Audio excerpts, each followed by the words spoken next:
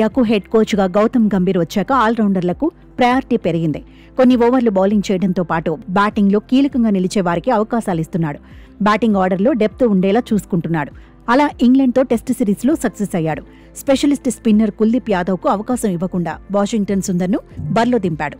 ఇంగ్లాండ్తో series 2-2తో level కావడంలో Washington Sundar ప్రత్యేకతను చాటుకున్నాడు. Bat power చూపించి ఇంగ్లాండ్ను బెంబేలెత్తించాడు. ఇప్పుడు ఆసియా కప్లోనూ ఆల్రౌండర్లు కీలక పాత్ర పోషించబోతున్నారు. తుది జట్టులో చోటు సంగతి పక్కన పెడితే ఆసియా కప్ కోసం వెళ్లే ఆల్రౌండర్లపై మాత్రమే క్లారిటీ కనిపిస్తోంది. గత టీ20 వరల్డ్ కప్ తర్వాత పొట్టి ఫార్మాట్కు జడేజా గుడ్ బై చెప్పాడు.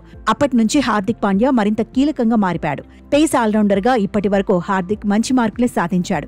గత టీ20 వరల్డ్ కప్ విజయంలో కీలకంగా నిలిచాడు. ఛాంపియన్స్ ట్రోఫీలోనూ హార్దిక్ పాండ్యా రఫాడించాడు. హార్దిక్ కొన్నేళ్లుగా 2 ఫార్మాట్లకే పరిమితమవుతున్నాడు. వన్డేలు, టీ20లోనే బరిలో దిగుతున్నాడు.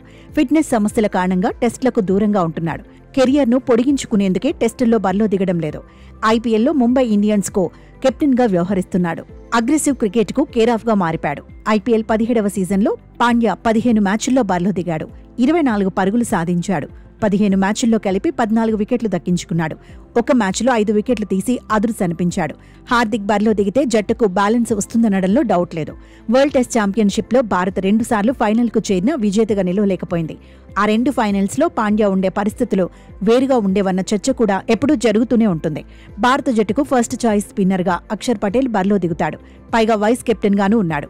ఈసారి ఐపీఎల్లో ఢిల్లీ క్యాపిటల్స్ జట్టుకు కెప్టెన్గానూ వ్యవహరించాడు. మెరుగైన ప్రదర్శన చేశాడు. ఈ ఏడాది ఐపీఎల్లో 12 మ్యాచ్ల్లో బరిలో దిగాడు. 263 పరుగులు సాధించాడు. 5 వికెట్లు సొంతం చేసుకున్నాడు.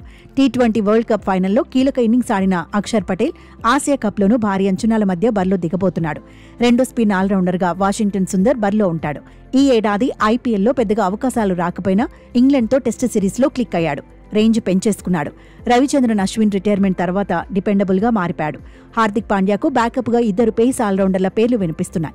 అందులో తెలుగు కుర్రాడు నితీష్ కుమార్ రెడ్డి కూడా ఉన్నాడు. గత ఐపీఎల్ సీజన్లో 13 మ్యాచుల్లో 182 పరుగులు సాధించాడు. 2 వికెట్లే దక్కించుకున్నాడు. ఆసీస్ టూర్లోనూ హిట్ అయ్యాడు. గాయం కారణంగా ఇంగ్లాండ్ టూర్లో అన్ని మ్యాచ్లు ఆడలేకపోయాడు. నితీష్పై టీం మేనేజ్మెంట్కు అంచనాలు ఎక్కువే ఉన్నాయి. మరో పేస్ ఆల్రౌండర్గా శివం దుబే పేరు కూడా వినిపిస్తోంది. ఈసారి ఐపీఎల్లో 14 మ్యాచ్ల్లో 357 పరుగులు సాధించాడు. మొత్తంగా ఆల్రౌండర్ల రేస్ ఆసక్తికరంగా ఉంది.